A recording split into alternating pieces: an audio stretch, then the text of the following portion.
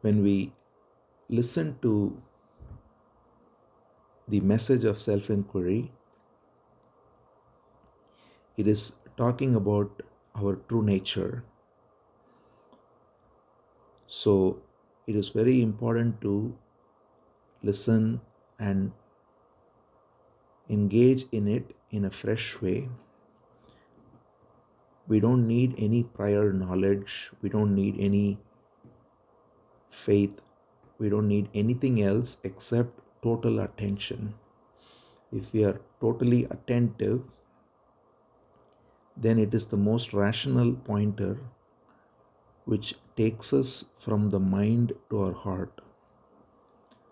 So, that is the unique grace of self inquiry as revealed by Ramana Maharishi and other great sages after that as well.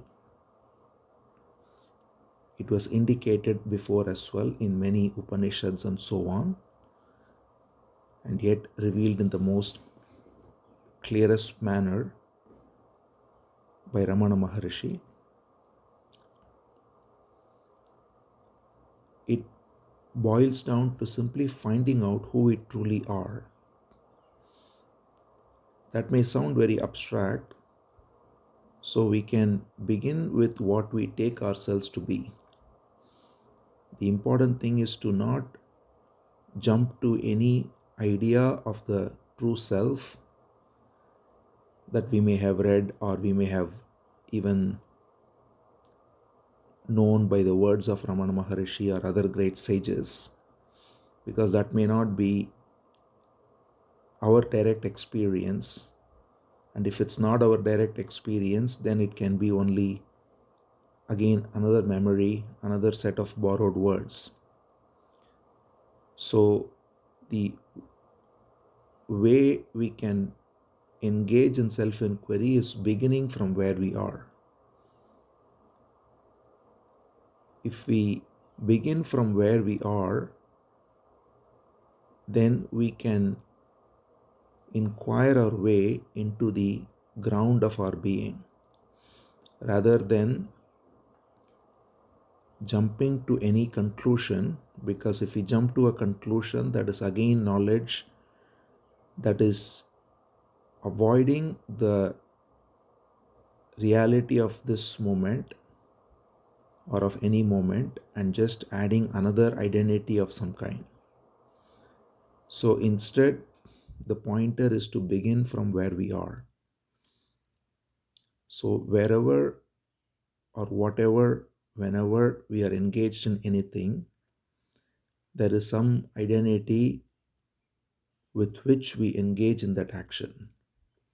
There is an image of the self, and then because of that, there is the notion of the subject of the action or the thought or the perception, and then there is the object of the perception or thought or action. So if we look into this, if we look into this slowly, then we don't have to bother with whether it's a very difficult approach or easy approach, any of that.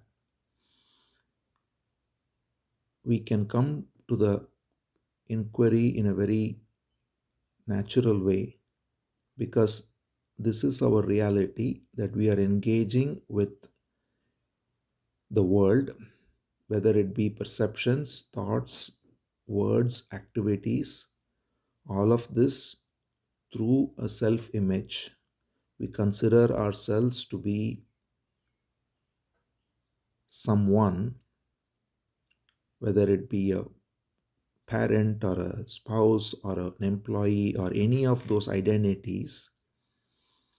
And with that, we engage with the object of perception or thought or activity.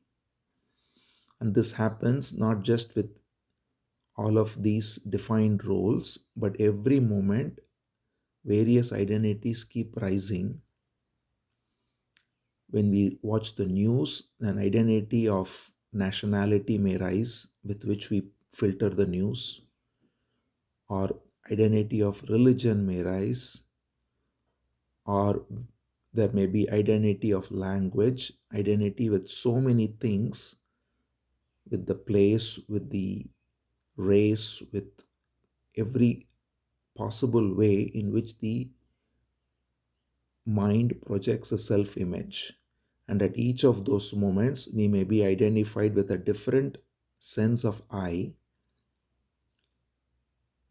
and that sense of I is what is then either perceiving or thinking or acting. So this is very obvious, I would guess. This is how we function. Every moment there is some identity with which we are functioning. But if we look now carefully and take any identity of any kind, we notice that that very identity is also acquired as a memory or as a thought or as a role that has come due to associating with some idea, with some ideology, with some relation, or any of that. So, any identity we have is something we can observe. We can observe the identity of being part of a nationality, or even being part of a family, or being part of a company. Any of those identities, starting from home to anywhere else, is rising as something that comes up if we look carefully. So that's the first step of recognizing that identities are rising. They are not inherent in us. We don't wake up in the morning with identity. In fact, we cannot, because there are so many identities. Which identity will we wake up with? In a day, we go through, if we look carefully, or even in an hour, we go through so many identities. If we sit in meditation, we may have 100 thoughts, each thought having its source in different identity of what we take ourselves to be. So none of these identities are inherent to us because they keep rising and going away. So when we recognize this, that the thinker, which is the identity we have as me, is just another phenomenon rising in our consciousness. And this includes every identity, including that of the body. So when we say, for instance, that I am healthy or I am thin or whatever it might be, that is also a mental image that we have created of the body, which we are holding on to. The body doesn't say I am healthy or I am sick or I am thin or anything. It is just the mental image we have of the body, which is something we associate with as I. And therefore, right from the physical image to all the images we have are actually rising within us as phenomenon in our consciousness, in our awareness. So when we see this clearly, then we can recognize that the thinker and the thought are both objects of awareness. It is not that I am the thinker and there is thought. If I am not unconsciously identified with it. So normal condition of all of us is, as soon as a thought rises with the thinker, we identify as the thinker. We are lost in that identity as the thinker. And with that identity, we look at the thought. And then, even when we come to meditation, if someone says, hold on to this particular thought, then that is another identity that says, I have to hold on to this thought. And therefore, it becomes a struggle between one thought and another thought.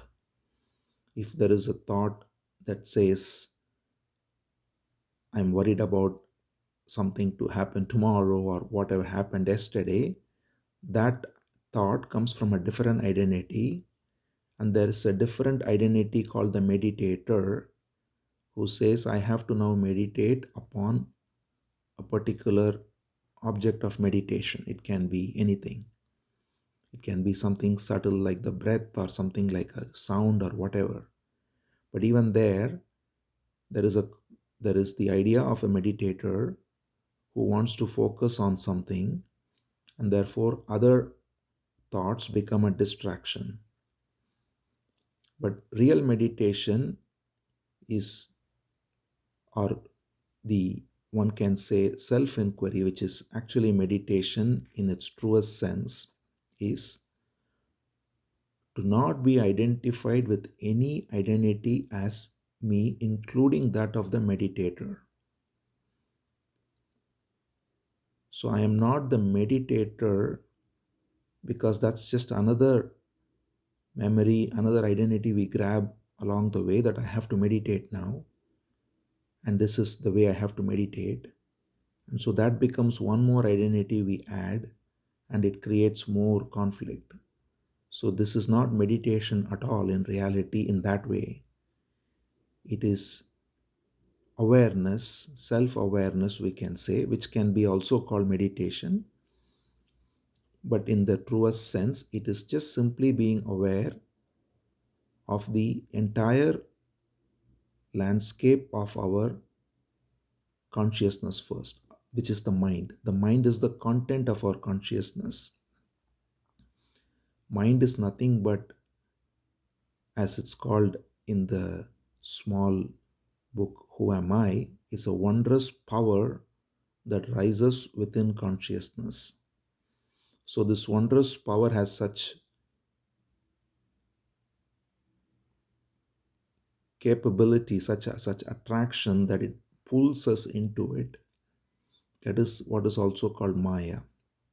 So, we get identified with the mind through this series of identities or self images we have. Each self image is another projection of the mind, whether it be the identity of American or Indian, or whether it be the identity of family man or single, or whether it be worker or retired. All of these identities are coming only from our memory, from our set of experiences, from what we have gathered, and it comes and goes. There are all these various identities in our memory, just as there are other thoughts as well. So, just as we have thoughts, we have language, we have many other knowledge in the memory, we also have identities in the memory. So, if you recognize this, that all identities are just like anything else in the memory, just phenomena that are stored. And our default condition is when the identity rises to identify as me.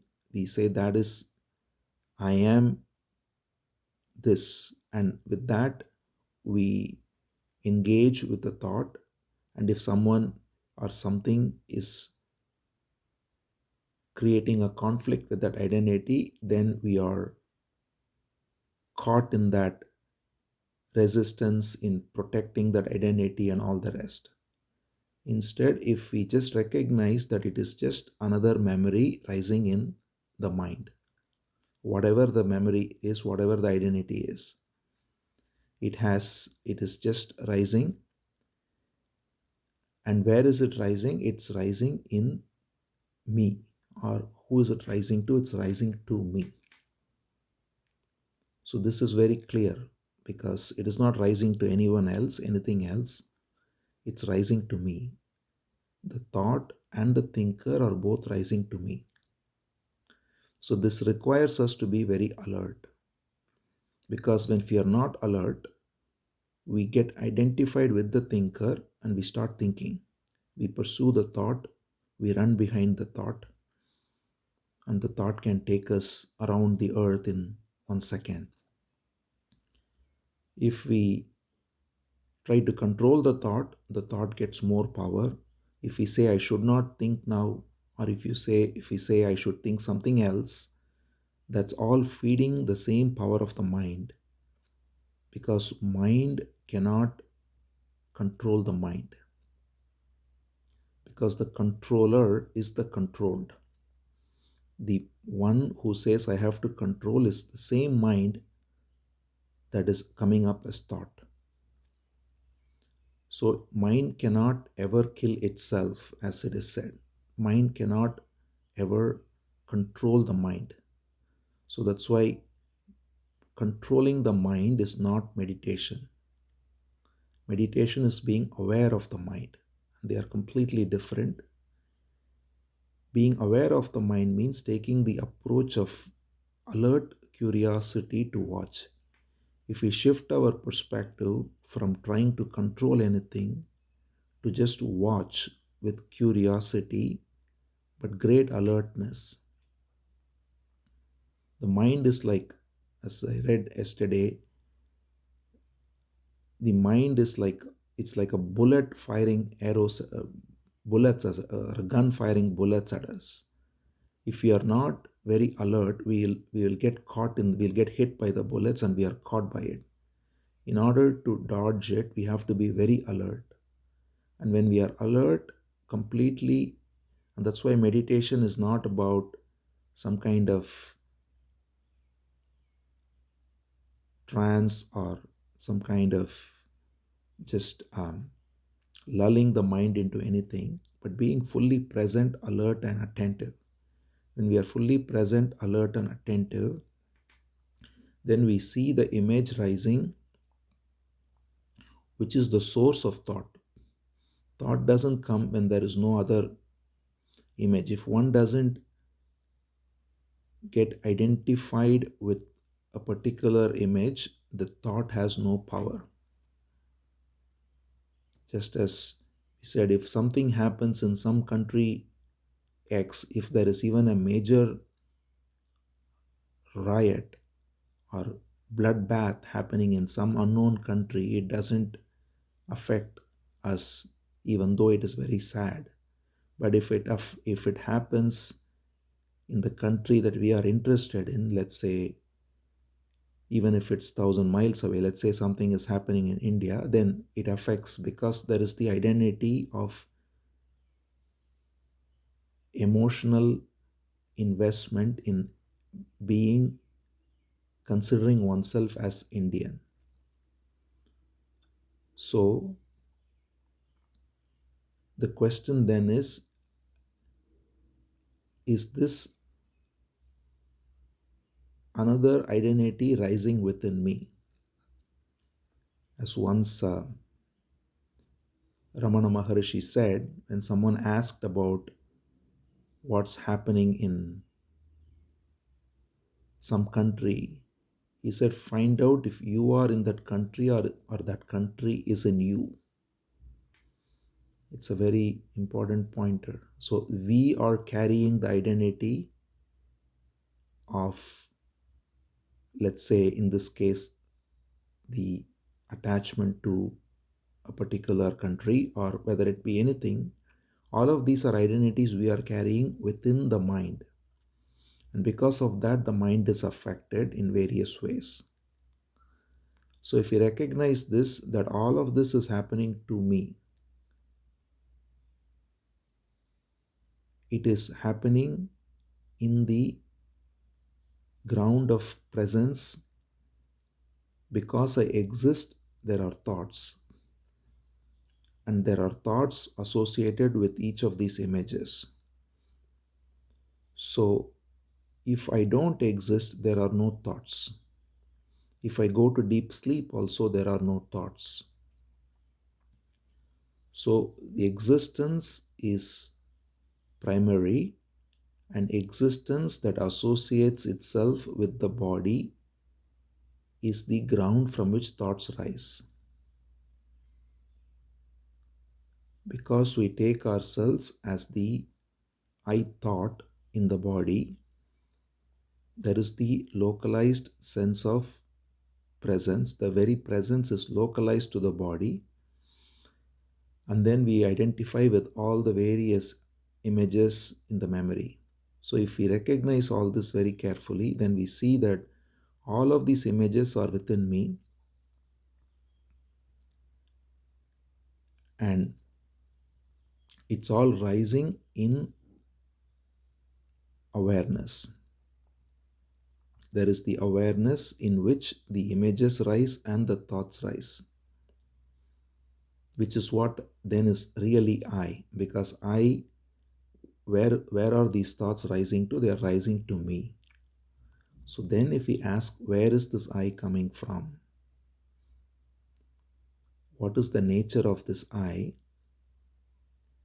We simply stay with the sense of I. There is the pure sense of I, which is the sense of existence itself, which is aware. And because of this awareness alone, there is the illumination that gives light to thoughts. The very perception of thoughts, along with the thinker, is only because of the light of awareness within. And it's not a very mystical statement, it's a very obvious statement, because if one is, as we said, sleeping, or one is given an aesthetic or something, then there are no thoughts. So the very recognition of thoughts and thinker happens only because I am aware. And that awareness is there because it is the very nature of my embodied existence. So if we stay with that, we don't have to go anywhere beyond that, because that will reveal that the awareness that is associated with the body as embodied existence, what is the source of it? That is why the question, who am I, or where is this I rising from? So for that, first we have to recognize the I before even we ask the question, who am I? That's why many times it is normally found to be quite a elusive question. What are we even talking about when we say, who am I? Because we are not, if we ask the question, who am I, when a thought rises, it's very obvious. Well, I am Indian. What's the problem? Or I am a man. So then the question seems like a ridiculous question to even ask. So first we have to catch the I before we even ask the question. Otherwise, we are asking it in relation to a thought. So we have to first eliminate this identity of all these by awareness. And when we recognize through awareness that all these identities are just memories, there is no I there. The thinker and the thought are one and the same. So when we recognize this, then there is just the awareness in which all these thoughts are coming and going. And that awareness in which the thoughts are coming and going is our embodied existence. Because when the body wakes up is when this awareness seems to come up. And because of that, there is perception of thoughts and all the rest. So that sense of existence and awareness, which is there when we wake up and seems to go away when we sleep or when we are unconscious, that is our experience right now. We don't know of awareness that is this that is beyond the body, let's say. But we can find out by just staying with this awareness. So if we stay with the sense I am that's rising in the heart, then we can simply not first get engaged in all the various thoughts and getting pulled in a million directions, but we just stay with one thing. And the one thing is the sense of existence I am. And when that sense of existence I am naturally settles down, because we have seen through the activities of the mind and we are not caught in any of those identities, and we are simply recognizing that everything is coming forth because of this sense of I rising in the heart. If we just stay with that, that's enough. If we remain as that I and gently ask the question, who is this I, or where is this coming from? But first, we have to catch that I for that. And if another thought rises, no problem. Again, the same quick inquiry, where is this thought rising? It is rising in my awareness. Nowhere else. It is rising in my awareness. So we don't get pulled into the thought as the thinker of the thought. We see the thought and the thinker as rising in me. Each time a thought rises, and what remains is just that sense of awareness in which the thought comes and goes. So if we then recognize that sense of awareness, which is our very existence as we feel it in our body, that's why we touch our heart and say I, because we feel that the I is the very expression of our existence seated in our heart. So when we recognize this, that this is our experience, and therefore we hold on to that experience of I. So that's why catching the I thought is the first and most important thing, or the sense I am. And that is done by being simply choicelessly aware of anything that rises. As long as we get caught in any identity, or even in any memory, or even in any goal of realizing the self, or anything that like that, we are not fully aware. So if we just simply remain completely aware of everything that rises, then what remains is the very place in which all of it rises, which is the sense I. And that sense I, which is the ground in which everything rises, if we catch that, or it catches itself, then we stay with it and we remain as it. And that, when we ask the question, where is this rising from? Then that leads us to true self inquiry. Because that sense of I that is rising in the heart is present in every living entity. Everyone has the same sense of I. All the identities are different. The one living in some country X doesn't care about country Y, and vice versa, but both of them have the same sense of I. So no matter where one lives in, what identity, mostly people are not aware, and they are so caught in the identity that that's how all the social, political, all problems are rising only because of that. But the common factor is everyone has the same sense of I, even though it is unrecognized. So if we recognize that common factor, then we see that this I is not unique to me. It is just there, spontaneously rising, and it is spontaneously rising in every living entity. And what is the source from which this I rises? Ahamiti kuta ayat. That's why it's said. Where is the I coming from? If we ask this question and just remain with that I, then that's revealing the source of our I as not associated with the body, but the very ground of awareness itself, from which the sense of I comes, which in turn identifies with the body and all the rest. So that's the tracing of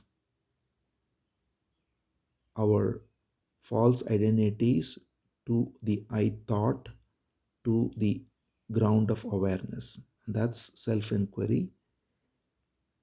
And that is beautifully laid out in many works by Raman Maharishi. This is the crux of it.